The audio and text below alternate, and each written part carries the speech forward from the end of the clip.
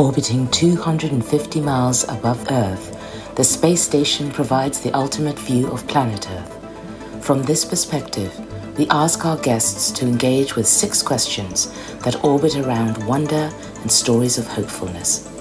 For the next few minutes, this is our Wonderspace.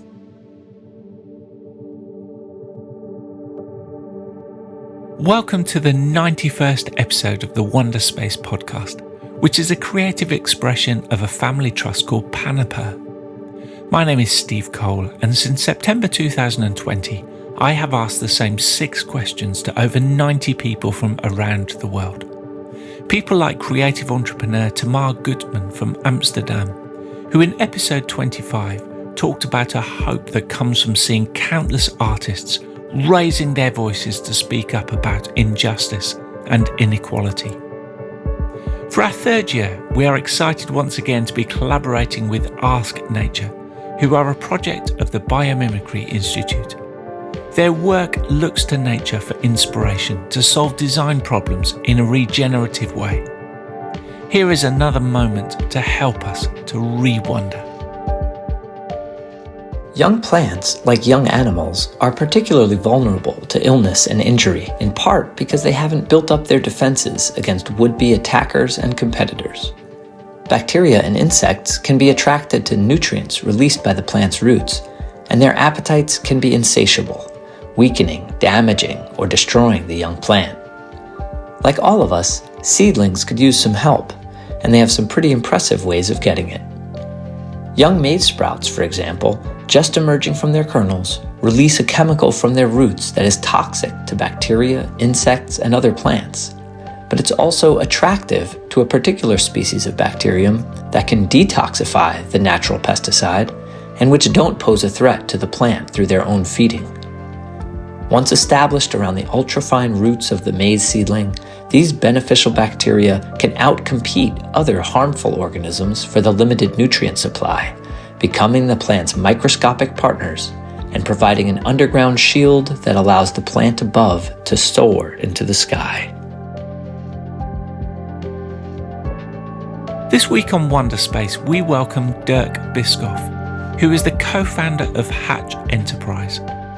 Hatch is one of the UK's leading enterprise support charities that pioneered a unique approach to entrepreneurship for diverse and underrepresented founders.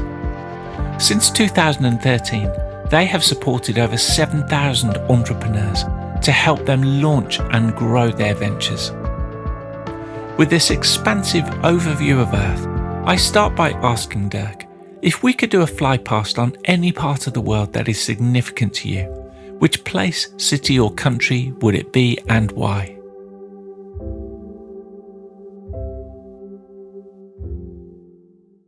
I think for me it has to be Japan.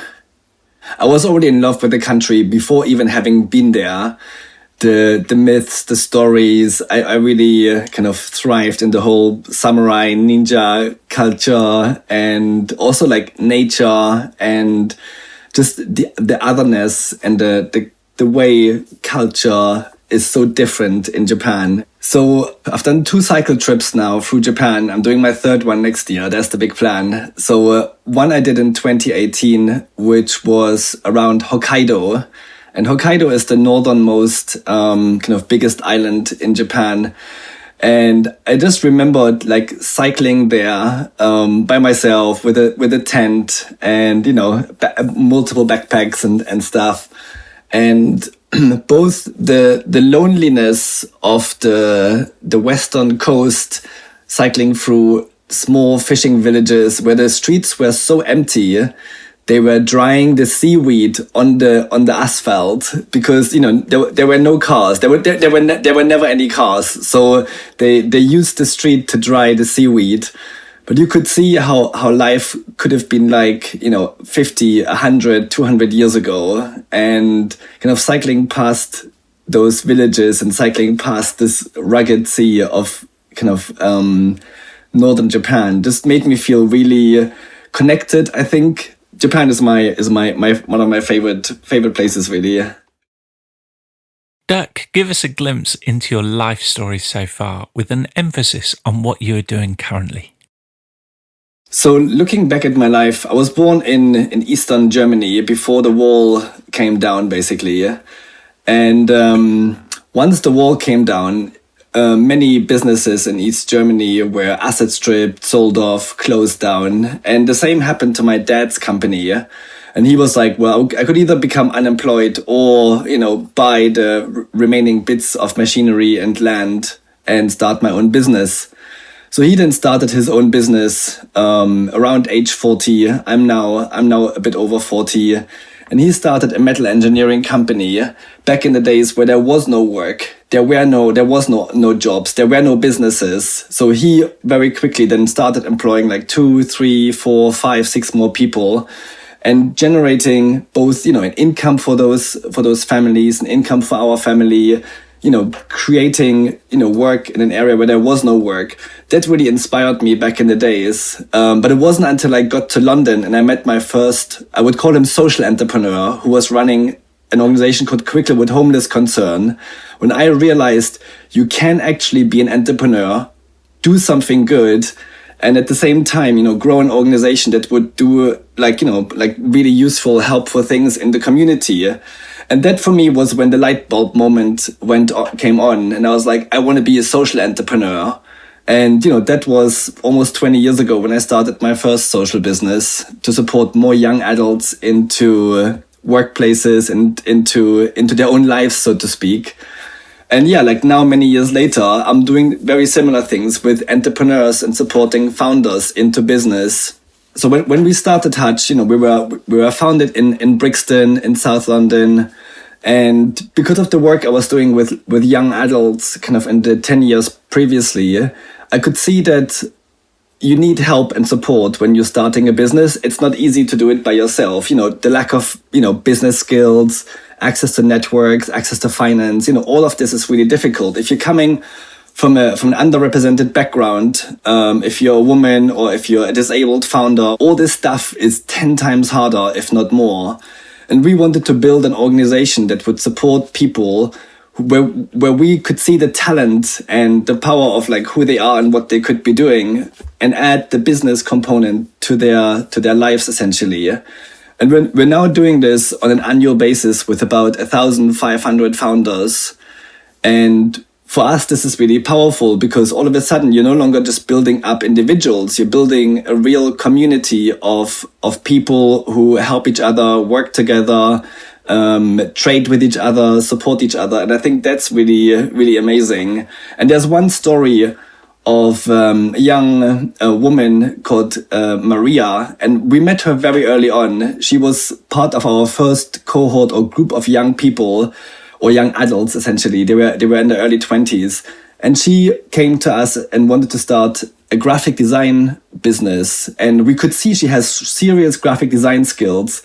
So she came with her buddy at the time, and we said, okay, we'll support you. And we helped them start their business, get incorporated. We helped them with some of their first clients. We became one of their clients. And now many years later, I still chat to her, and she's now worked with some really prestigious, I think the UN Health Organization. She's worked with like some major charities, and she's still only 2 or 3 people with her team, but she's super happy because she has the freedom to do what she wants, where she wants, because it's ultimately about, somebody fulfilling their life dream through work, through entrepreneurship. And that's what gets me out of bed. Where on earth is your place of reset or recharge? Yeah, there's only one place really that I go to, and it's not far from my hometown in East Germany. And it's a small little lake that used to be a place where they would dig out coal, back like 50 or 100 years ago. And then they shut it down eventually, and the little mine kind of filled up with water. And it's such a secluded place surrounded by trees and fields. But whenever I go there, there's a white beach essentially in the middle of a forest, with some sandstone that you can lay on top and look over the lake. And whenever I go there, like, I come to rest. Like, I go there and I chill and read a book or just sit there, do nothing. For me, this was always a place that wouldn't change. But only this year, when I came back, I actually realized that even this place, as unchanging as I always had it in my mind, even that place was changing, as trees were growing into the rocks now and kind of breaking some of the rocks apart. And I could see that nature itself, even though I wanted it to not change that place, even that place was changing. What wonder of the natural world excites you the most? That was a hard one. I had to really think about it. And I think for me, one of the things that made me who I am and made me do what I did, I think it's death. So knowing that, this life, this charade essentially will come to an end at some point sooner or later, that's always been something that that was a driving force behind a lot of the things that I wanted and did do in a very short space of time. Because I always felt I never had time. I never knew how long this thing was gonna go on for. So I always tried to pack as much as I could into the time available. Obviously, it helped me do lots of things in a very short space of time, but at the same time, it also increased kind of the pressure on having to do lots of stuff quickly. So, but yeah, like if I look at it now with a bit more perspective, I've always used death as an accelerant and as a thing that makes me focus on the stuff that makes things meaningful. So yeah, it has to be death for me. Dirk, what is your story of hopefulness that's not your own, about a person, business or non-profit who are doing amazing things for the world? I mean, for me, I really love nature. It was whether it's cycling in Japan or whether it's roaming around on beaches. And we recently went to Thailand with my partner. And one of the first things, and we were there like 10 years ago. One of the first things that struck me walking on the beach was the amount of plastic that's being washed up on the beach on a daily basis. No matter how much, locals were cleaning, every single day you'd have more plastic. So one of the organizations that are doing something about it very practically is called the Ocean Cleanup. And when I heard about them, they're a Dutch they're a Dutch charity, not for profit. When I heard about them and their crazy idea to tackle the Great Pacific Garbage Patch, which I think is, 1 million square kilometers or something absolutely ridiculous. It's something so huge. And when I thought, oh my God, they're actually going to tackle this with a machine that's going to gobble up plastic and probably put it back onto ships and then, unpack the plastics, recycle it, make new plastic from it. I think that's what they're doing. But just tackling such a huge problem, even though it's not the beginning of the problem itself, it's the cleanup after the effect, so to speak. I thought this was absolutely amazing. And now I think they're on their 6th or 7th interceptor, so to speak, and they're sending them to all kinds of places. And the results that they're having, especially on local communities, where they have seen the before and after picture after a year of them having their machine in place, where local beaches are no longer polluted by plastic, I found it quite extraordinary. When I saw what they were doing, it's like, this is absolutely outrageous. Like, how is this ever going to get off the ground? And then little by little, funding came in the first trial, and then, a bit more funding came and a bit more funding came. And now I think they're building so many of these to deploy them in, a number of localities to really tackle, the end result, plastic in the ocean.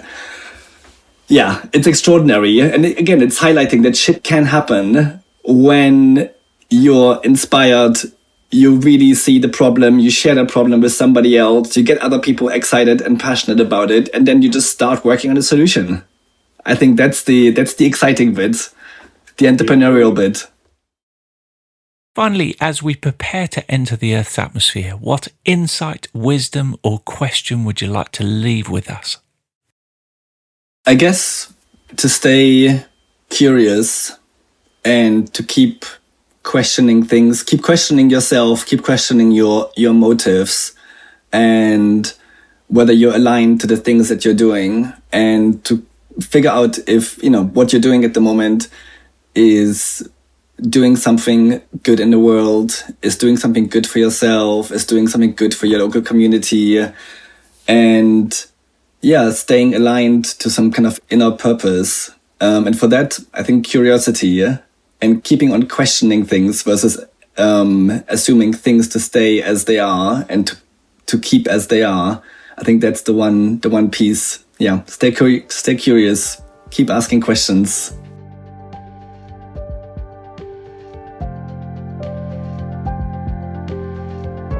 You can find out more about Hatch at hatchenterprise.org. Also check out the work of Ocean Cleanup at theoceancleanup.com. What is your story of hopefulness that's not your own, about a person, business or non-profit who are doing amazing things for the world?